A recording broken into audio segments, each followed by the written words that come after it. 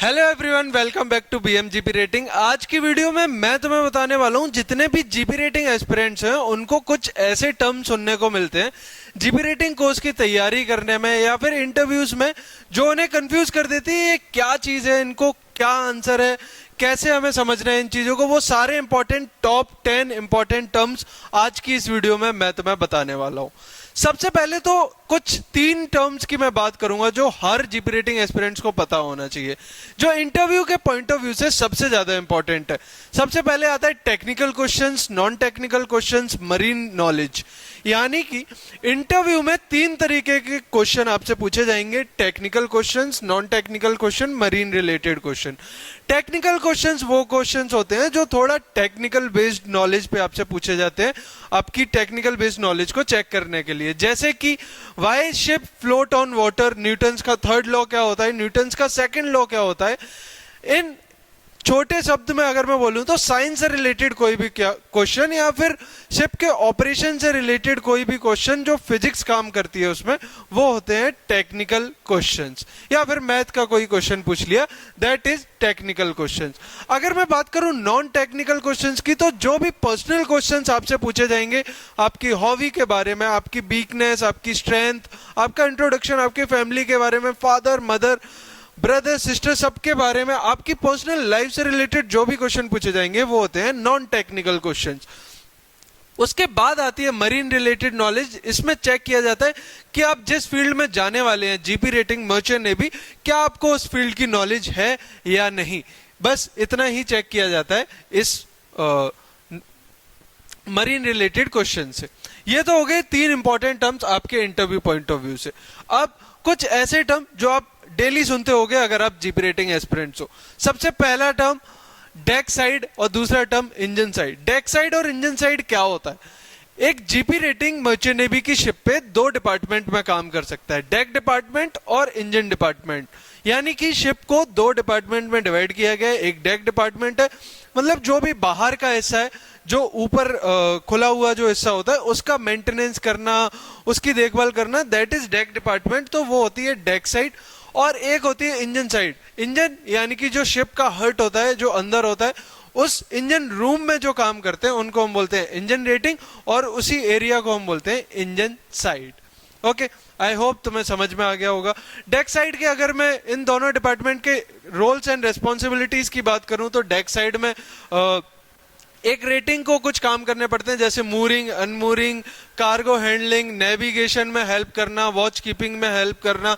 ये सारी चीजों में डेक साइड की पूरी रोल्स एंड रेस्पॉन्सिबिलिटी होती है। थर्ड टर्म की अगर मैं बात करूं तो मूरिंग और अनमूरिंग, जो एक डेक साइड रेटिंग की रेस्पॉन्सिबिलिटी होती है। यानी कि एक पोर्ट पे जब शिप रुकती है तो उसको पानी में एक पोजीशन पे होल्ड रखने के लिए जो रोप हम यूज करते हैं पोर्ट से शिप को रोकने के लिए, that operation is called mooring, और उसको हटाना इज अनमूरिंग। ओके, काफी बार आप लोगों ने ये दोनों शब्द सुने होंगे, मूरिंग एंड अनमूरिंग। अब फोर्थ सबसे इंपॉर्टेंट टर्म आता है सेकंड मेट। सेकंड मेट क्या होता है? जीपी रेटिंग कोर्स कर लिया आपने, शिप पे चले गए, आप ऐसा ट्रेनिंग ओएस ज्वाइन किया आपने, फिर आप प्रमोट हुए, ओएस बने, ऑर्डिनरी सीमैन, और उसके बाद आप प्रमोट होके बने एबी यानी कि एबल सीमैन।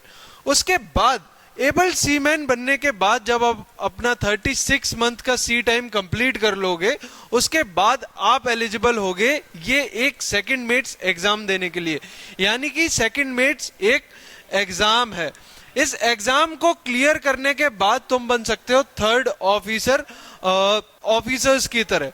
यानी कि आप जो भी एग्जाम होंगे सेकंड मेट्स के, जो भी रिटन और ओरल एग्जाम होंगे, उन एग्जाम को क्लियर करके आप बन सकते हो थर्ड ऑफिसर, और फिर आपका प्रमोशन और एग्जाम्स होंगे जहां से आप जा सकते हो कैप्टन की रैंक तक भी।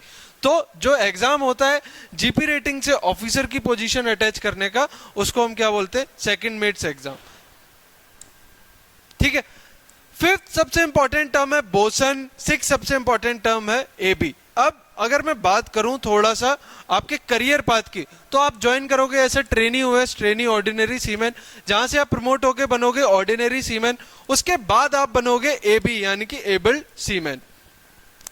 उसके बाद आप जब प्रमोशन लोगे तो आप बनोगे बोसन, यानी कि जो ऑफिसर और रेटिंग्स के बीच का जो पर्दा है, जो मीडियम है, दैट इज बोसन। ये सारा काम रेटिंग से करवाता है, मेक श्योर करता है कि ये काम कर रहे हैं, जो भी काम ऑफिसर्स के थ्रू पास किया जाता है।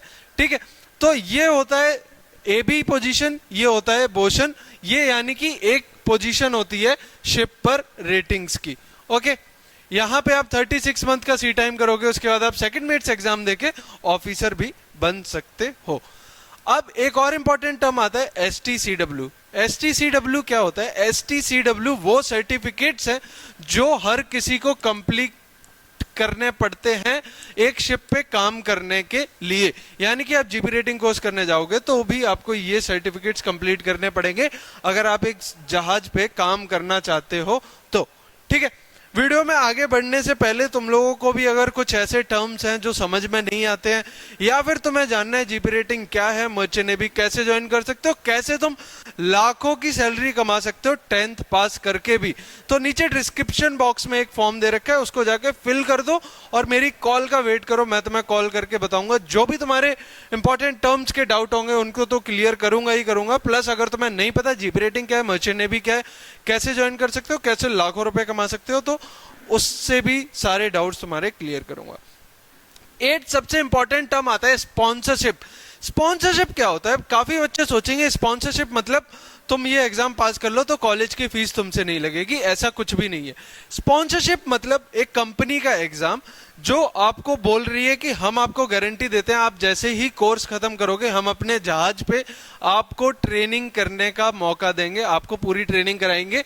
ये हमारे और आपके बीच में एक एग्रीमेंट हो जाता है। तो it's like a agreement between the candidate and the company, that company will provide the training to the candidate and candidate will have to do the training on that company vessel या फिर ship.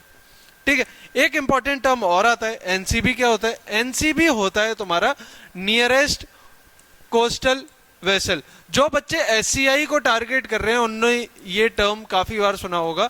इसका मतलब है कि जो India की coastal area में जो व्हीकल, जो वेसल्स, जो शिप काम करती रहेंगी उनको हम बोलेंगे नियरेस्ट कोस्टल वेसल। और एचसीआई में आपका जीपी रेटिंग होता है, GP rating leading to second mates NCB. मतलब आप ऑफिसर बन जाओगे 10th पास करके भी, जीपी रेटिंग कोर्स करोगे 6 मंथ का, उसके बाद 12 महीने की ट्रेनिंग जहां आपको 10,000 रुपए का स्टाइपेंड मिलेगा, और उसके बाद आप ये सेकंड मेट्स एनसीबी का एग्जाम और ओरल क्लियर करके बन सकते हो ऑफिसर, जो कि आप बनोगे केवल एनसीबी यानी कि नियरेस्ट कोस्टल वेसल पे। फॉरेन गोइंग वेसल्स पे आप ऑफिसर बन के नहीं जा सकते हो, इंडिया के बाहर नहीं जा सकते हो। आपको एससीआई से अगर जीपी रेटिंग करोगे तो यहां पर ही काम करना होगा, यहां पे आप ऑफिसर बन सकते हो इजिली 10th पास करके भी। और सारे कॉलेजेस से जीपी रेटिंग कोर्स करके आपको अगर ऑफिसर बनना है तो आपके पास 12th होना चाहिए, 12th में पीसीएम होना चाहिए।